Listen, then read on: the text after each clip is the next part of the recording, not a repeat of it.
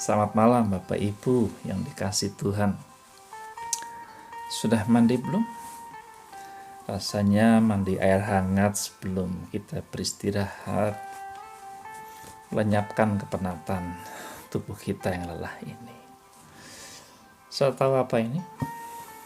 Ya, ember. Ember fungsinya buat apa Bapak Ibu? Tentu Bapak Ibu semua bisa dengan cepat menjawab, bukan? Ember ya buat menampung air. Cuma itu, saudaraku, jika itu fungsinya, maka ember ini berkurang kegunaannya.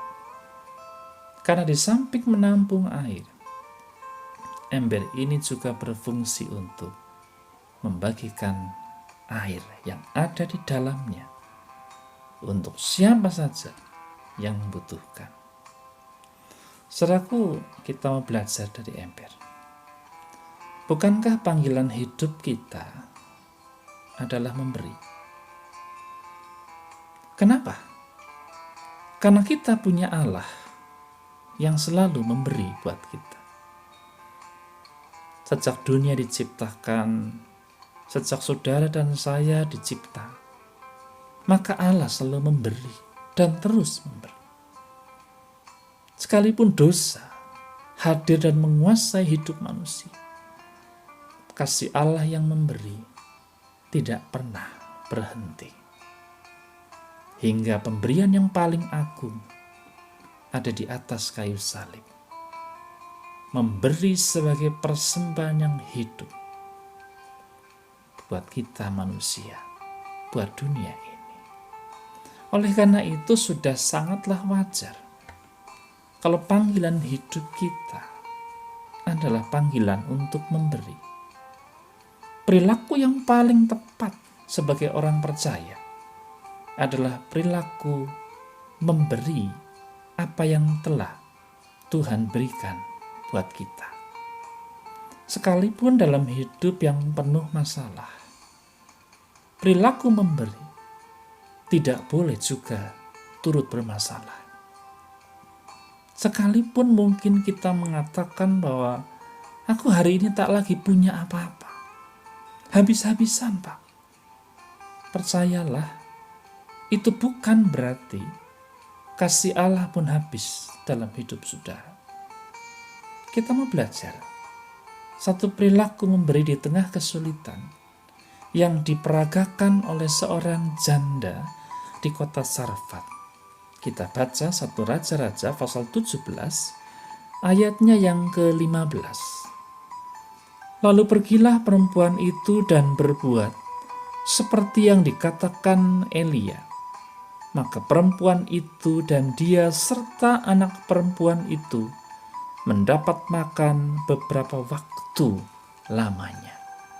Bapak Ibu tentu tahu cerita janda di Sarfat. Elia datang kepada janda di Sarfat dan meminta makan. Dalam kejujurannya si janda itu mengatakan, aku tidak punya apa-apa.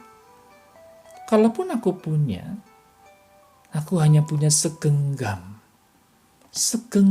tepung dan sedikit minyak. Itu pun buat aku dan anakku.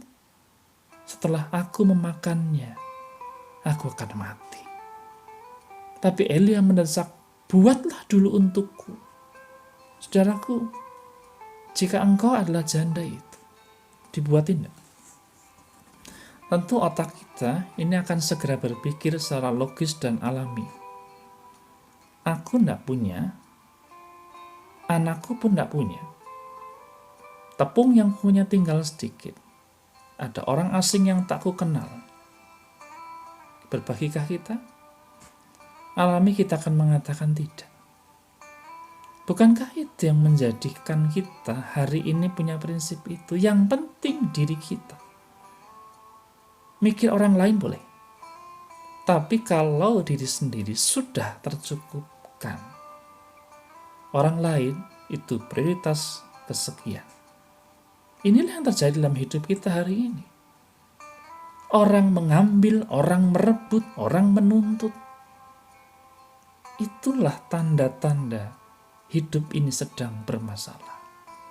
Masalah seringkali menjadikan orang lupa bahwa panggilan hidupnya juga untuk memberi. Ketika orang menutup hati dari pemberian, maka sesungguhnya ada masalah iman di sini. Karena saat itu dia merasakan Allah tak lagi memberi untuk hidupnya, sehingga dia perlu berhemat dengan apa yang konon dimilikinya. Tidak demikian dengan janda di Sarfat ini. Ketika Eli meminta, dia segera melakukan itu, berbuat itu, dan dikatakan mereka bisa makan beberapa waktu lamanya. Di dalam imannya, dalam percayanya, dan dalam setiap pemberiannya, Allah melihat hatinya yang tulus. Allah melihat keikhlasannya yang luar biasa. Dan Allah mengisi bejana yang kosong, berlimpah dan mencukupi hidupnya. Adakah hari ini saudara merasa berkekurangan?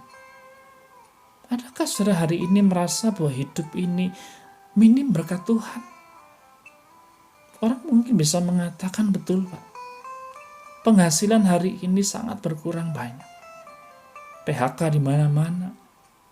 Saudaraku, semua masalahnya tak menunjukkan bahwa Allah pun menghentikan berkat-Nya buat saudara. Tidak. Kasih Allah terus tercurahkan buat hidup kita. Hidup nyaman atau tidak nyaman, ada kasih Allah yang terus terbagi tanpa mengenal musim kehidupan kita. Tugas kita sekali lagi bukan cuma menampung, tapi seperti ember, kita juga berbagi.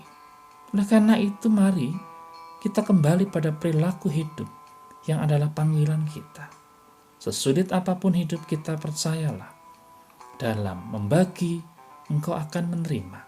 Dalam memberi, kasih Tuhan tercurahkan buat kita semua. Mari kita berdoa. Terpujilah Engkau Tuhan, Allah yang selalu memberi.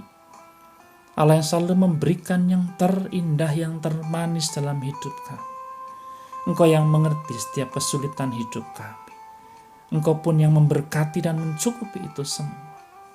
Karena itu Tuhan, kami inginkan hati-Mu menjadi hati kami, supaya kami dalam keadaan apapun juga, kami tetap hidup berbagi. Biarlah esok ketika kami bangun, semangat janda di Sarfat dan semangat ember yang memberi ini juga menjadi semangat kami. Dan biarlah dalam istirahatan kami melihat ada begitu banyak pemberian yang memotivasi kami untuk segera bangun di esok pagi dan membagi kepada banyak orang di sekeliling kami. Istirahatkan kami dalam minyak-Mu Tuhan. Dalam pelukan cinta-Mu kami menaruh harap. Terpujilah Engkau Sang Pemberi hidup. Di dalam nama-Mu kami berdoa. Amin. Selamat malam, selamat istirahat. Tuhan Yesus memberkati saudara. Amin.